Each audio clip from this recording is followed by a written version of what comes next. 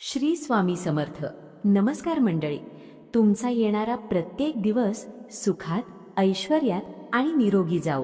तसेच येणाऱ्या 24 तासात तुमची एखादी मोठी इच्छा पूर्ण होवो, हीच मी स्वामींच्या पवित्र चरणी प्रार्थना करते आणि आजच्या या व्हिडिओला सुरुवात करते. मंडळी, उद्याचा दिवस साधा नाही. उद्याचा सूर्योदय तुमच्या आयुष्यात काहीतरी वेगळं, काहीतरी अद्भुत घडवू शकतो. अनेकदा आपण मेहनत करतो, प्रामाणिकपणे जगतो, पण तरीही घरात समाधान नसतं. पैसा टिकत नाही, मुलांचं लक्ष अभ्यासात लागत नाही आणि पती कितीही कष्ट करत असले तरी त्यांना योग्य फळ मिळत नाही. मनात प्रश्न येतो की नेमकं कमी कुठे पडतंय. तुमच्या मनातही कधी असा विचार आला आहे का की सगळं करत असूनही काहीतरी अडथळा आहे, काहीतरी अदृश्य शक्ती आपल्याला पुढे जाऊ देत नाही? आजचा हा व्हिडिओ त्या सगळ्या प्रश्नांची उत्तरं देणार आहे आणि म्हणूनच मी तुम्हाला विनंती करते, हा व्हिडिओ शेवटपर्यंत लक्ष देऊ नका, कारण मध्येच सोडला तर त्याचं पूर्ण फळ मिळणार नाही. उद्या चैत्र पौर्णिमा आहे आणि त्याच दिवशी आपल्या सर्वांच्या लाडक्या, संकटांवर मात करणाऱ्या, भक्तांच्या रक्षणासाठी सदैव तत्पर असणाऱ्या मारुतीरायांची जयंती आहे. हा दिवस केवळ सण नाही, तर एक अशी संधी आहे ज्या दिवशी निसर्गातील आणि दैवी शक्ती अत्यंत प्रबळ असतात. अनेक माता भगिनी मला सांगतात की त्यांना उपवास करायचा असतो, पण घरातील जबाबदाऱ्या, प्रकृतीची अडचण किंवा इतर कारणांमुळे ते शक्य होत नाही आणि मग त्यांच्या मनात एक भीती निर्माण होते की आपण उपवास केला नाही तर देव आपल्यावर नाराज होतील का, आपल्याला आशीर्वाद मिळणार नाही का? पण आज मी तुम्हाला एक अत्यंत महत्त्वाची गोष्ट सांगणार आहे. भक्ती ही केवळ उपवासात नसते. भक्ती ही आपल्या मनात असते, आपल्या श्रद्धेत असते, आपल्या भावनेत असते. जर मनापासून श्रद्धा असेल तर देव तुमच्यावर नक्की प्रसन्न होतात. आणि म्हणूनच उद्याच्या या पवित्र दिवशी जरी तुम्हाला उपवास करता आला नाही तरीही एक असा सोपा पण अत्यंत प्रभावी उपाय आहे जो तुमच्या घरात सकारात्मक ऊर्जा निर्माण करेल, तुमच्या अडचणी दूर करेल आणि तुमच्या कुटुंबाच्या प्रगतीचा मार्ग मोकळा करेल. हा उपाय इतका सोपा आहे की कुणीही करू शकतो, पण त्याची ताकद इतकी मोठी आहे की तुमच्या आयुष्यात बदल घडवू शकते. हा उपाय एका साध्या पानाशी संबंधित आहे, पण ते पान साधं नाही. त्या पानामध्ये दैवी शक्ती जागृत करण्याची क्षमता आहे. तुम्ही कधी लक्ष दिलं आहे का? काही घरात सगळं व्यवस्थित असतं, शांतता असते, आनंद असतो, आणि काही घरात विनाकारण तणाव, वाद आणि अस्वस्थता असते. यामागे केवळ परिस्थिती नसते, तर घराभोवती असणारी ऊर्जा देखील कारणीभूत असते. जेव्हा घरात नकारात्मक ऊर्जा वाढते तेव्हा लक्ष्मीचा वास तिथे टिकत नाही, पैसा येतो पण टिकत नाही, मन शांत राहत नाही आणि प्रगतीचा मार्ग अडतो. अशा वेळी काहीतरी असं करावं लागतं जे त्या नकारात्मक ऊर्जेला दूर करेल. उद्याच्या या विशेष दिवशी निसर्ग स्वतःच आपल्याला एक अशी संधी देतो ज्याद्वारे आपण आपल्या घरातील वातावरण शुद्ध करू शकतो. आणि ही संधी खूप कमी वेळासाठी असते, म्हणूनच ती ओळखणं आणि योग्य वेळी योग्य कृती करणं खूप महत्त्वाचं आहे. मी तुम्हाला सांगणार असलेला उपाय हा केवळ एक परंपरा नाही, तर त्यामागे एक खोल आध्यात्मिक कारण आहे. हा उपाय केल्यावर अनेकांनी त्यांच्या आयुष्यात बदल अनुभवले आहेत. काहींच्या घरात अचानक शांतता निर्माण झाली, काहींच्या आर्थिक अडचणी कमी झाल्या, तर काहींच्या मुलांच्या आयुष्यात सकारात्मक बदल दिसून आला. पण इथे एक गोष्ट लक्षात ठेवा, हा उपाय करताना श्रद्धा आणि विश्वास अत्यंत महत्त्वाचा आहे. मनात शंका ठेवून काहीही केलं तर त्याचं पूर्ण फळ मिळत नाही. म्हणूनच जेव्हा तुम्ही हा उपाय कराल तेव्हा पूर्ण विश्वासाने करा. आता तुम्हाला प्रश्न पडला असेल की हे नेमकं पान कोणतं आहे आणि त्यामध्ये अशी कोणती शक्ती आहे जी आपल्या आयुष्यात बदल घडवू शकते? त्याचं उत्तर खूप रोचक आहे आणि ते ऐकल्यावर तुम्हालाही आश्चर्य वाटेल. पण त्याआधी एक छोटीशी विनंती आहे. जर तुम्हाला असं वाटत असेल की तुमच्या घरावर, तुमच्या कुटुंबावर मारुतीरायांची कृपा कायम राहावी, तर आत्ताच्या आत्ता या व्हिडिओला लाईक करा आणि आपल्या चॅनलला सबस्क्राईब करा. कारण जेव्हा आपण चांगली माहिती इतरांपर्यंत पोहोचवतो तेव्हा देवही आपल्यावर कृपा करतो. मंडळी, आता आपण त्या रहस्याच्या अगदी जवळ आलो आहोत जे अनेकांना माहिती नसतं, पण ज्याचा योग्य वेळी उपयोग केला तर आयुष्याची दिशा बदलू शकते. उद्याचा दिवस म्हणजे चैत्र पौर्णिमा आणि हनुमान जयंती. या दिवशी निसर्गातील काही गोष्टींची शक्ती नेहमीपेक्षा कितीतरी पट वाढलेली असते. ही गोष्ट शास्त्रात स्पष्ट सांगितलेली आहे. आपण अनेकदा मोठमोठे उपाय, जड विधी आणि कठीण नियम ऐकतो, पण खरा उपाय नेहमी साध्या गोष्टीत दडलेला असतो. आणि आज मी तुम्हाला ज्या झाडाबद्दल सांगणार आहे ते झाड तुमच्या आसपासच आहे. तुम्ही रोज पाहत असाल, पण त्याचं खरं महत्त्व कदाचित तुम्हाला आजपर्यंत कधी समजलं नसेल. ते झाड म्हणजे केळीचं झाड. होय, अगदी साधं दिसणारं केळीचं झाड, पण त्यामध्ये असलेली सात्विकता, शुद्धता आणि दैवी ऊर्जा अतिशय विलक्षण असते. आपल्या संस्कृतीत केळीच्या झाडाला खूप पवित्र मानलं जातं. अनेक शुभ कार्यांमध्ये, पूजांमध्ये आणि व्रतांमध्ये केळीच्या पानाचा वापर केला जातो, कारण ते पान केवळ पान नसतं, तर ते सकारात्मक ऊर्जा आकर्षित करणारं माध्यम असतं. पण तुम्हाला माहिती आहे का, हनुमान जयंतीच्या दिवशी या झाडाचं महत्त्व आणखी वाढतं. यामागे एक सुंदर आध्यात्मिक कारण सांगितलं जातं.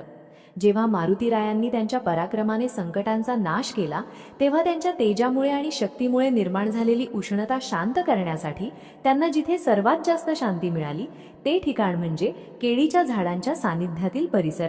केळीचं झाड हे शीतलतेचं, संतुलनाचं आणि पवित्रतेचं प्रतीक आहे, आणि म्हणूनच मारुतीरायांना ते अत्यंत प्रिय मानलं जातं.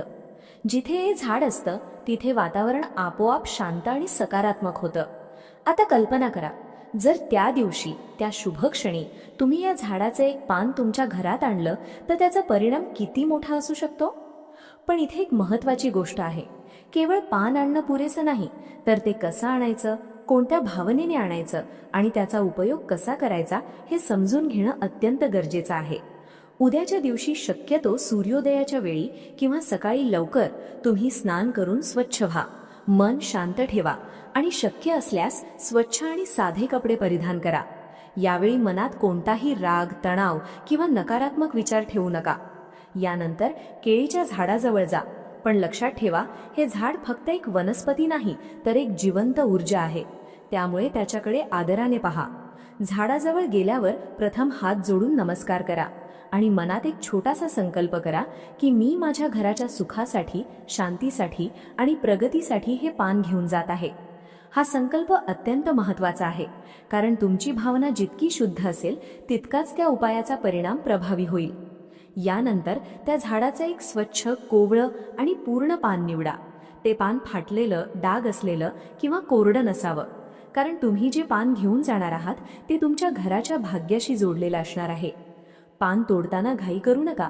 ते अलगद आणि आदराने तोडा.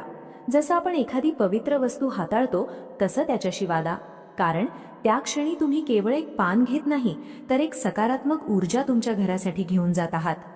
आता इथे एक छोटी पण अत्यंत महत्त्वाची गोष्ट लक्षात ठेवा. अनेक जण नकळत एक चूक करतात आणि त्यामुळे उपायाचा प्रभाव कमी होतो. ती चूक म्हणजे पान आणताना त्याला प्लास्टिकमध्ये ठेवणं. शक्यतो पान कधीही प्लास्टिकच्या पिशवीत ठेवू नका, कारण प्लास्टिकमध्ये नकारात्मक ऊर्जा अडकून राहते आणि त्यामुळे त्या पानाची शुद्धता कमी होते. त्याऐवजी ते पान आपल्या हातात अलगद झुलून आणा किंवा स्वच्छ कापडात गुंडाळून आणा. जेव्हा तुम्ही ते पान हातात घेऊन येता तेव्हा तुमची श्रद्धा आणि तुमची सकारात्मक ऊर्जा त्या पानात उतरते आणि हीच गोष्ट त्या उपायाला अधिक प्रभावी बनवते. आता हे पान घरी आल्यानंतर काय करायचं, त्यावर कोणती प्रक्रिया करायची आणि त्यामधील दैवी शक्ती कशी जागृत करायची हे समजून घेणं खूप गरजेचं आहे. सर्वप्रथम ते पान घरात आणल्यानंतर स्वच्छ पाण्याने हलक्या हाताने धुवा. घाई करू नका आणि पानाला इजा होणार नाही याची काळजी घ्या. शक्य असल्यास त्या पानावर थोडंसं गंगाजल शिंपडा. यामुळे त्या पानातील सूक्ष्म ऊर्जा अधिक शुद्ध आणि सक्रिय होते असं मानलं जातं. पान स्वच्छ केल्यानंतर ते काही क्षण देवघरात ठेवा आणि मनात मारुतीरायांचं स्मरण करा. या क्षणी तुमच्या मनात फक्त एकच भावना असावी, ती म्हणजे विश्वास, कारण विश्वासाशिवाय कोणताही उपाय पूर्ण होत नाही. आता येते सर्वात महत्त्वाची पायरी. या पानावर तुम्हाला एक शब्द लिहायचा आहे. तो शब्द आहे राम. हा शब्द साधा वाटतो, पण त्यामध्ये प्रचंड शक्ती दडलेली आहे. राम नाव हे केवळ नाव नाही, तर एक अशी ऊर्जा आहे जी मन, शरीर आणि वातावरण शुद्ध करण्याची क्षमता ठेवते. एक लहानशी वाटी घ्या, त्यामध्ये थोडं चंदन घाला आणि शक्य असल्यास थोडासा सिंदूर त्यात मिसळा. त्यात थोडासा पाणी किंवा गंगाजल घालून एक मऊसा लेप तयार करा. आता उजव्या हाताच्या अनामिका बोटाने त्या लेपातून थोडं घेऊन त्या पानाच्या मध्यभागी स्पष्ट आणि मोठ्या अक्षरात राम असं लिहा. हे लिहिताना घाई करू नका. प्रत्येक अक्षर लिहिताना मनात रामाचं स्मरण ठेवा. तुम्हाला कदाचित जाणवेल की तुमचं मन शांत होत आहे आणि एक वेगळीच स्थिरता निर्माण होते आहे. या एका शब्दामुळे ते पान आता केवळ पान राहत नाही, तर एक प्रकारचं संरक्षण कवच बनतं. अशी श्रद्धा आहे की जिथे राम नाम असतं तिथे स्वतः हनुमानजींचं संरक्षण असतं. आता हे तयार झालेलं पान तुम्ही घरात कुठे ठेवणार हा प्रश्न खूप महत्त्वाचा आहे, कारण योग्य ठिकाणी ठेवलेलं पानच योग्य परिणाम देतं. जर तुमच्या घरात देवघर असेल तर हे पान भगवान विष्णू किंवा हनुमानजींच्या प्रतिमेजवळ ठेवा. ते अत्यंत आदराने ठेवा, जणू काही तुम्ही एखादी पवित्र वस्तू अर्पण करत आहात. जर देवघरात जागा नसेल तर तुम्ही हे पान तुमच्या तिजोरीत, जिथे तुम्ही पैसे किंवा दागिने ठेवता, तिथेही ठेवू शकता. हे पान जिथे असेल तिथे एक प्रकारचा संरक्षण वलय तयार होतं अशी मान्यता आहे.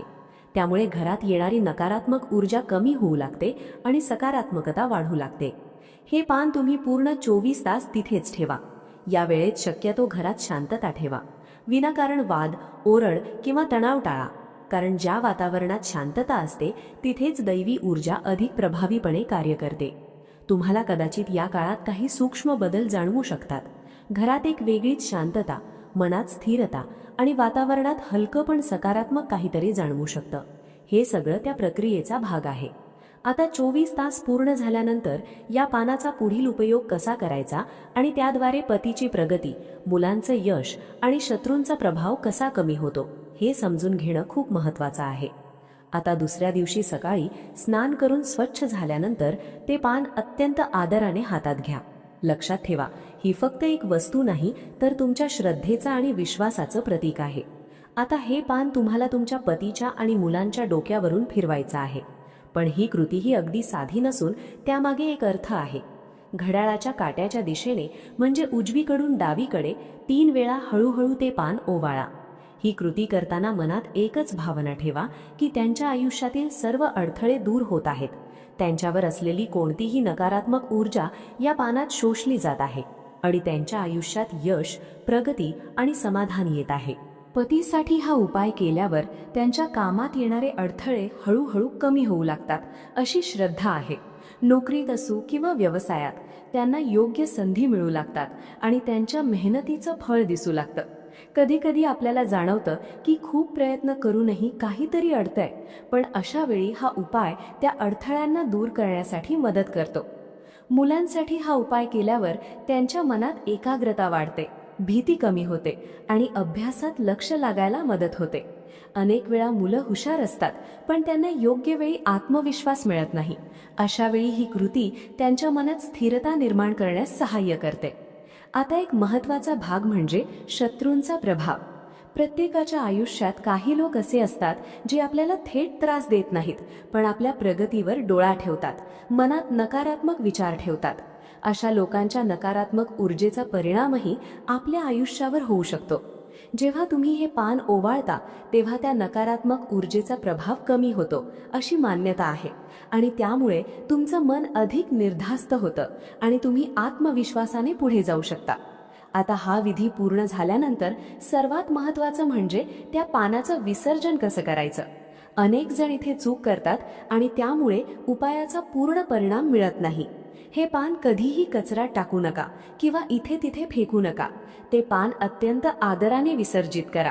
शक्य असल्यास ते वाहत्या पाण्यात सोडा. जर ते शक्य नसेल तर एखाद्या मोठ्या झाडाच्या मुळाशी, जिथे लोकांचा पाय पडणार नाही, अशा ठिकाणी ते ठेवून या. ही कृती करताना मनात आभार व्यक्त करा की या पानाने तुमच्या घरासाठी जे कार्य केलं त्याबद्दल तुम्ही कृतज्ञ आहात. आता इथे एक अजून महत्त्वाची गोष्ट समजून घ्या. हा उपाय करताना केवळ कृती पुरेशी नाही, तर त्यामागची भावना आणि तुमचं वर्तनही तितकंच महत्त्वाचं आहे. उद्याच्या दिवशी शक्यतो घरात शांतता ठेवा. कोणाशीही वाद घालू नका, मोठ्या आवाजात बोलू नका, कारण जिथे शांतता असते तिथेच दैवी ऊर्जा स्थिर राहते. विशेषतः घरातील स्त्रियांनी संयम ठेवणं खूप महत्त्वाचं आहे, कारण घरातील वातावरणावर त्यांचा मोठा प्रभाव असतो. तुम्हाला कदाचित या सगळ्या प्रक्रियेनंतर एक वेगळीच हलकी भावना जाणवेल, जणू काही घरातील तणाव कमी झाला आहे आणि एक प्रकारची शांतता निर्माण झाली आहे. हेच त्या उपायाचं खरं फळ आहे. आता शेवटी या सगळ्या गोष्टींचा सार एकच आहे की श्रद्धा, शांतता आणि सकारात्मकता या 3 गोष्टी जर आपल्या आयुष्यात असतील तर कोणतीही अडचण मोठी वाटत नाही. मंडळी, उद्याचा दिवस तुमच्यासाठी एक नवीन सुरुवात घेऊन येऊ. तुमच्या घरात सुख, समाधान आणि प्रगती नांदो हीच मनापासून प्रार्थना. जर तुम्हाला ही माहिती उपयुक्त वाटली असेल तर या व्हिडिओला लाईक करा आणि आपल्या कुटुंबियांपर्यंत आणि मित्रांपर्यंत नक्की शेअर करा, कारण चांगली माहिती जितकी जास्त लोकांपर्यंत पोहोचते तितकी ती अधिक फलदायी ठरते. आणि कमेंटमध्ये तुमची श्रद्धा व्यक्त करा. तुमचा विश्वासच तुमची ताकद आहे. आपल्या चॅनलला सबस्क्राईब करायला विसरू नका, कारण अशाच आध्यात्मिक आणि उपयुक्त माहितीसाठी आपण पुन्हा भेटणार आहोत. श्री स्वामी समर्थ.